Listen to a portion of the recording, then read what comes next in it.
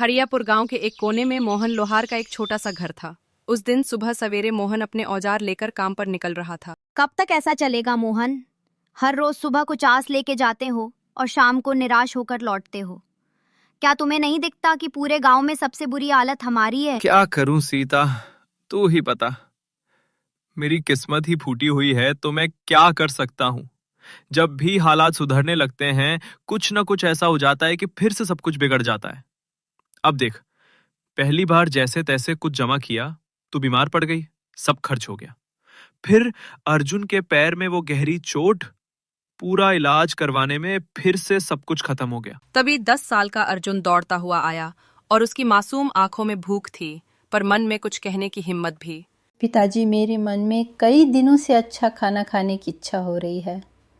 हमारे घर में दूसरों की तरह पकवान क्यों नहीं बनते? मोहन की आंखें नम हो गईं। तू चिंता मत कर बेटा, हमारे दिन भी जरूर बदलेंगे। एक वक्त आएगा जब हम लोग दूसरों से भी अच्छे पकवान बनाएंगे। फिर तेरा जो दिल करेगा वही खाएंगे। लेकिन पिताजी, एक बात बोलूं? जब पड़ोस की ताई अम्मा के घर से पकवानों की खुशबू आती है ना, तो मैं तो खींचा चला जाता हूँ। एक दिन चला भी गया था, लेकिन उन्होंने मुझे देखते ही खाना छुपा लिया और कहा, यहाँ मत आ, भाग जा यहाँ से। तो मैं वापस आ गया। सीता की आंखों से आंसू बहने लगे। उसका दिल जैसे किसी ने मसल कर रख दिया हो। मोहन कुछ नहीं बोला, चुपचाप अपने औजार उठाए और लोहार की दुकान की ओर चल पड़ा। मोहन की लोहार की दुकान गांव के चौराहे पर थी।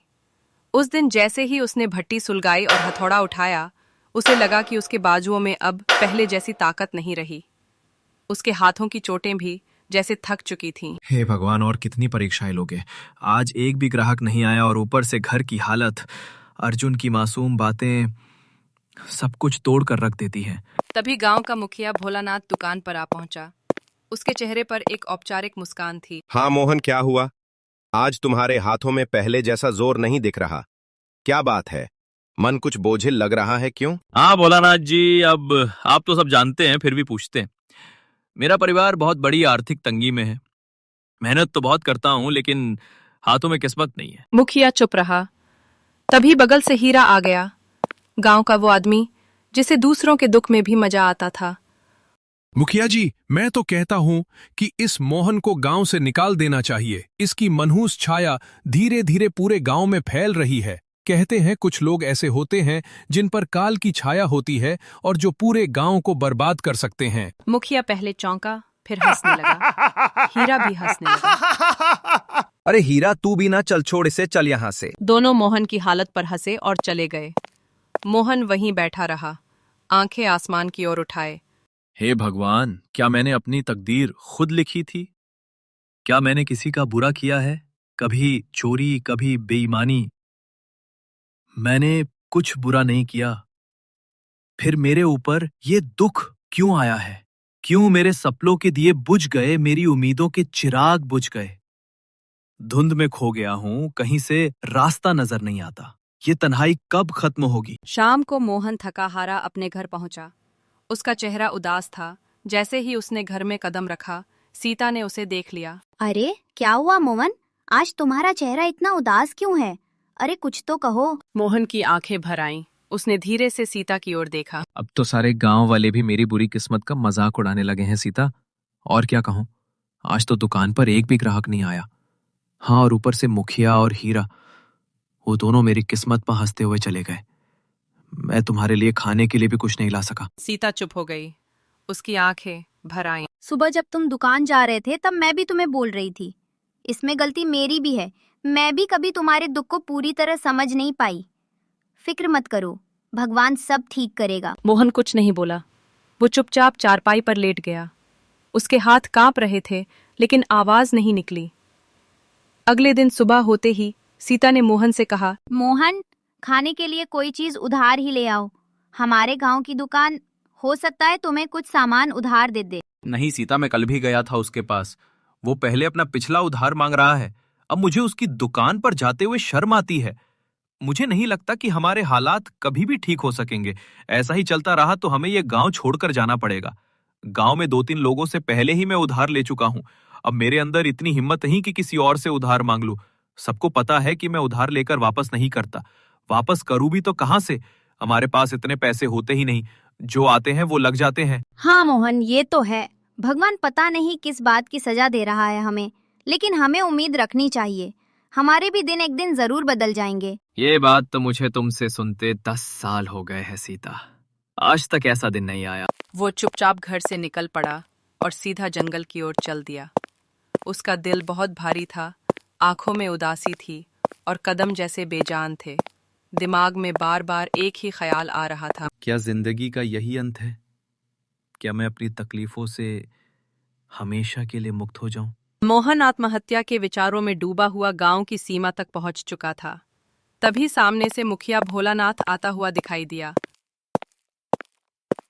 अरे मोहन, आज दुकान नहीं खोली क्या? तुम तो सीधे जंगल की ओर निकल पड़े हो। क्या बात है? अब लोहार से लकड़हारा बनने का इरादा है क्या? मोहन चुप रहा। वह पहले से ही उदास था। उसके पास मुखिया को जवाब देने के लिए कोई शब्द नहीं थे। चलो अच्छा है, लकड़हारे भी बुरे नहीं होते। कम से कम जंगल में कोई तुम्हारी किस्मत का मजाक तो नहीं उड़ाएगा ना? मुखिया हंसता रहा और चला गया। मोहन बिना कुछ बोले जंगल की गहराई की ओर बढ़ गया। मोहन अब थक चुका था। उसके पैर जवाब दे चुके थे। वह एक घने वृक्ष की छाया में बैठ गया और आसमान की ओर देखने लगा। मैं मर्द हूं ना, इसीलिए किसी के सामने रो नहीं सकता।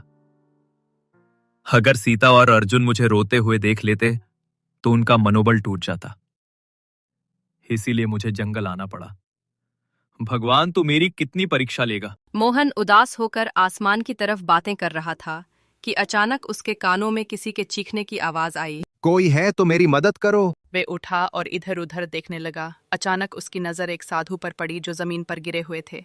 मोहन तुरंत उनके पास गया। बाबा जी, आपको क्या हुआ? आप ऐसे क्यों पड़े हैं? बेटा, मैं राज की ओर जा रहा था कि रास्ते में मेरे पैर में जोर की मोच आ गई। मैं गिर पड़ा और तभी से इस सुनसान जंगल में पड़ा हूं। ये जंगल इतना वीरान है कि यहाँ कोई आता ही नहीं। कई दिन हो गए, कोई इंसान नहीं दिखा। मुझे बहुत प्यास लगी है, मेरा गला सूख रहा है। अगर जल्दी पानी नहीं मिला तो शायद मैं बच ना सकूं। मोहन घबरा गया और तुरंत इधर उधर देखने लगा। शायद कहीं से पानी या कोई मदद मिल जाए, परंतु वहां तो दूर दूर तक कोई तालाब दिखाई नहीं दे रहा था। बाबा जी बताइए, अगर आपको पता हो कि पानी कहाँ मिल सकता है तो मैं अभी ले आता हूँ। यहाँ से लगभग 2 मील दूर एक तालाब है। तुम मेरे लिए वहां से पानी ले आओ बेटा। साधु ने अपना कमंडल मोहन के हवाले कर दिया। थका हुआ मोहन बिना देर किए उस दिशा में चल पड़ा जहां उसे अपनी आखिरी उम्मीद नजर आ रही थी। जंगल की खामोशी के बीच वह अपनी थकी हुई टांगों के बावजूद तालाब तक पहुंच गया। जब उसने कमंडल पानी में डाला, अचानक तालाब से धुआं उठने लगा।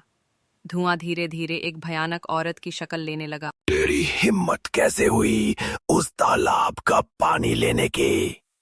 क्या तुझे नहीं पता कि उस तालाब से कोई जल नहीं ले सकता? देखो, मुझे सच में नहीं पता था कि ये तालाब तुम्हारा है।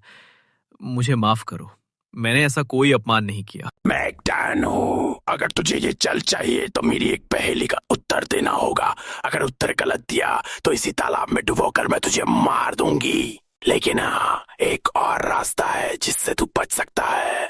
तू बिना जल लिए यहाँ से चला जा। ना पहेली ना मौत। मोहन गहरी सोच में डूब गया। एक ओर साधु की प्यास और दूसरी ओर मृत्यु का भय। मैं यहाँ से जल लिए बिना बिल्कुल नहीं जाऊंगा। मैंने किसी से जल लाने का वचन दिया है और मैं अपना वचन नहीं तोड़ूंगा। ना मैं इंसान, ना जानवर, ना उड़ता हूँ ना रेंगता हूँ, फिर भी जंगल मेरा घर है और मैं बिना देखे हर किसी को दिखता हूँ। बताओ कौन हूँ मैं? कुछ पल शांति रही, फिर मोहन ने मुस्कुराकर उत्तर दिया। गूंज। डायन थोड़ी देर तक चुप रही। फिर उसकी आंखों में एक अजीब सी चमक आ गई। वो जोर से हंसने लगी, एक ऐसी हंसी जिसमें गुस्सा भी था और मान जाना भी। तू पहला इंसान है जिसने मेरी पहेली का सही जवाब दिया है। जा, ले जा जितना पानी चाहिए। मोहन ने जल्दी से अपने कमंडल पानी वाला बर्तन में पानी भरा और बिना देर किए वापस दौड़ा, सीधा वहां जहां साधु महाराज जमीन पर बेहोश पड़े थे। महाराज, मैं बारी ले आया हूँ। जैसे ही साधु महाराज को पानी पिलाया गया, उनकी सांसें सामान्य होने लगीं। थोड़ी देर बाद उन्होंने अपनी आंखें खोलीं। उनकी नजर में राहत, अपनापन और कुछ कहने की कोशिश थी। तू सच में उस तालाब तक गया था? हाँ महाराज, और वहां एक आत्मा थी जिसने मुझसे पहेली पूछी। लेकिन अब आप ठीक हैं, बस यही सबसे जरूरी बात है। बेटा, तूने मेरी असली परीक्षा पास कर ली है। अब सुन, आगे तेरी किस्मत कैसे बदलेगी। फिर उन्होंने अपनी आंखें बंद की और कुछ मंत्र बुदबुदाए। अचानक वहीं एक हिरण प्रकट हुआ, चमकता हुआ जैसे कोई सपना हो। ये हिरण अब तुझसे जुड़ा है, साधु बोले। इसे तू बेटी की तरह पालना, यही तेरी किस्मत बदलेगा। कुछ महीने बीते। गांव का जमींदार उस हिरण को खरीदने आया, मगर मोहन ने हर बार साफ मना कर दिया। सीता, जो अब ठीक हो चुकी थी, पहले हैरान हुई, पर जब मोहन ने कहा, जो चीजें भेंट में मिली हो उसे बेचना पाप है, और ये तो मेरी बेटी जैसी है। तो सीता कुछ नहीं बोली, बस चुपचाप मुस्कुरा दी। फिर एक दिन एक बड़ी खबर आई। राजा विक्रम की बेटी राजकुमारी चंद्रिका एक अजीब बीमारी से पीड़ित थी। इलाज सिर्फ 2 चीजों से हो सकता था, एक मायावी हिरण का आंसू और एक सच्चे गरीब का आंसू। राजा खुद पूरे राज्य में भटकते हुए मोहन के गांव आ पहुंचे। जब उन्होंने हिरण मांगा, मोहन ने कहा, माफ कीजिए, इसे देना मुमकिन नहीं। राजा बोले। आखिरी बार गले तो लगा ले इसे। राजा ने सिपाही से कहा और उसने हिरण को उठा लिया। हिरण को ऐसे जाते हुए देखकर मोहन की आंखों से आंसू निकल पड़े। वहीं जमीन से एक नीला फूल उगाया, चमकदार और चमत्कारी। राजा वो फूल लेकर महल वापस लौटे।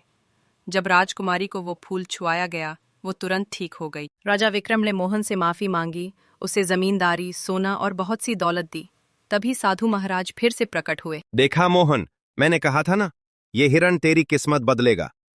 अब मोहन सिर्फ एक लोहार नहीं रहा, वो गांव का जमींदार बना, राजा का सलाहकार बना और सबसे बढ़कर एक मिसाल बना।